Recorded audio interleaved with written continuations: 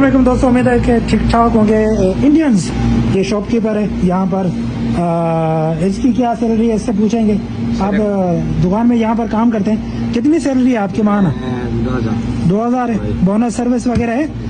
माशाल्लाह वो भी है। छुट्टी कितने टाइम के बाद होती है? छुट्टी का थोड़ा 9 शिफ्ट ड्यूटी। अच्छा माशाल्लाह। ये अलीफ सऊदी और ये पेप्सी बड़ी कितने की है? 9 रियाल की है। फुल साइज है। अच्छा ये इसका सामान है फुल साइज। ये इंडियन है, इसे पूछेंगे कि ये इंडियन से किस जगह से?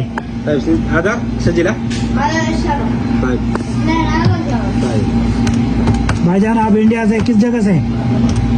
मैं केरला। वो माशाल्लाह केरला आप लोगों ने सुना होगा क्योंकि केरला की दुनिया ही अलग है। सो हम जो ना कोल्ड ड्रिंक पिक करते हैं फिर बात करते हैं आपसे।